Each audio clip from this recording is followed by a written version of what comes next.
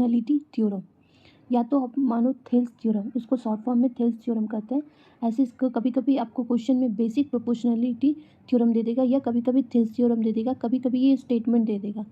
अब स्टेटमेंट हम समझेंगे। कह रहा है if a line is drawn parallel to one side of triangle to intersect the other side in distinct point, the other two sides are divided in the same ratio. Means कह रहा है कि अगर आपका एक ट्रायंगल है, अब ये एक ट्रायंगल मान लो, कह रहा है a line is drawn parallel to one side, means किसी भी की साइड में, इसके साइड में एक आप पैरेलल लाइन ड्रॉ करो। Here you draw parallel line, means ये लाइन जो है इसके पैरेलल है, side parallel to one side intersect the other side, ये अदर साइड को इंटरसेक्ट कर, इसका नाम रख देते हैं ए बी सी और इसका नाम रखते हैं डी ई। ठीक है, the other two side are divide in the same ratio. Means कह रहा है कि आपको प्रूव करना है कि A D by D B equals to A E by B, A by E C. यही आपको प्रूव करना है। प्रूव करना है कि A D by D B by A E by A C. ठीक है,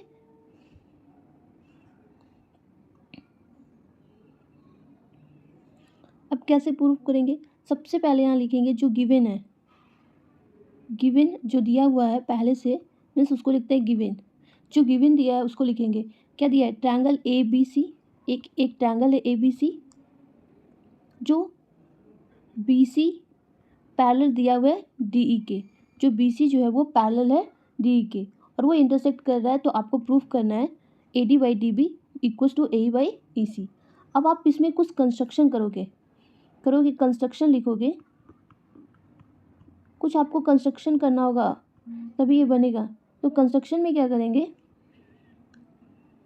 यहाँ डी से आप एक परपेंडिकुलर लाइन दे दोगे यहाँ। ठीक है, और तो इसको हम लिख देंगे एम। ठीक है, फिर ई से आप एक परपेंडिकुलर लाइन दे दोगे, इसको लिखेंगे एन। ठीक है, और फिर हम ये दोनों लाइन को मिला देंगे। ठीक है, ये फिर दोनों लाइन को हम मिला देंगे। तो यहाँ इस तरह से हम कंस्ट्रक्शन लिखेंगे। तो कंस्ट्रक्शन में हमने क्या किया,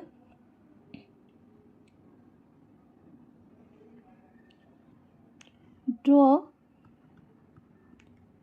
डी एम पर, ये परपेंडिकुलर का साइन है, draw D M perpendicular A E, यहाँ लिखेंगे D M perpendicular to A C and E N perpendicular to A B. ठीक है, इस तरह से लिखेंगे। और लिखेंगे join the line, join line B to E and C to D. ठीक है, इस तरह से लाइन ज्वाइन करेंगे। अब सबसे पहले इस तरह जाएंगे, ट्रायंगल ए बी डी। देखो ट्रायंगल ए बी डी कहाँ है, triangle A D E, triangle A D E में जाएंगे। सबसे पहले जाएंगे triangle A D E. Triangle का फॉर्मूला क्या होता है, हाफ ए डी और हो जाएगा ई एन, ये इक्वेशन 1 हो जाएगा। ठीक है, फिर हम ट्रायंगल जाएंगे, एरिया निकालेंगे, area of triangle A D.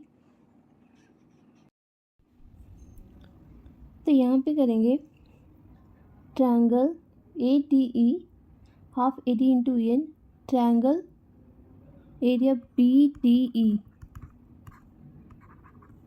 तो यहाँ पे भी हो जाएगा हाफ इंटू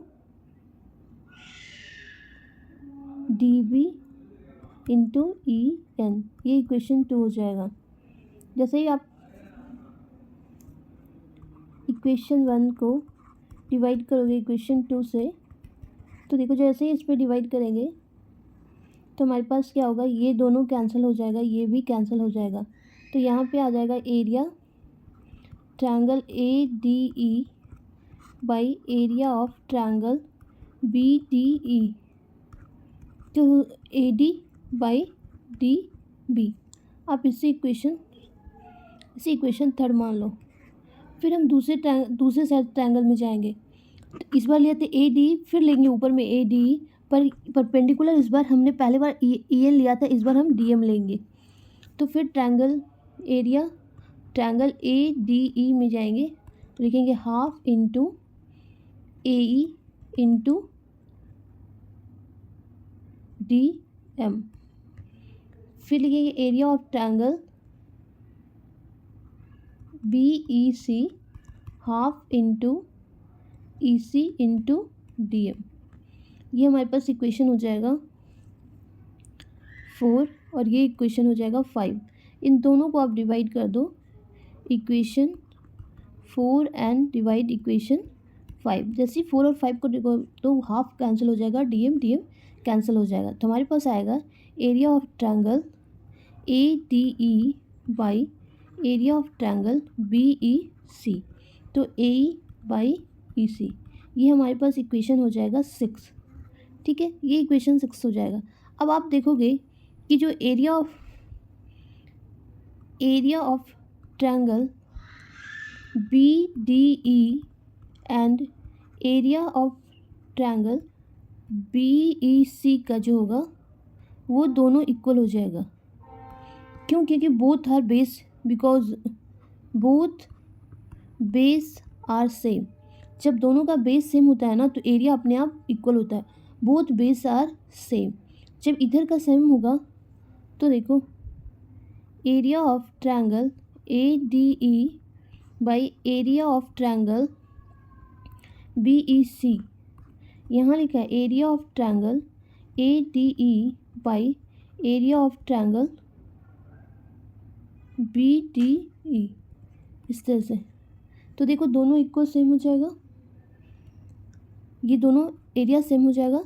तो इसके ऊपर लिखे थे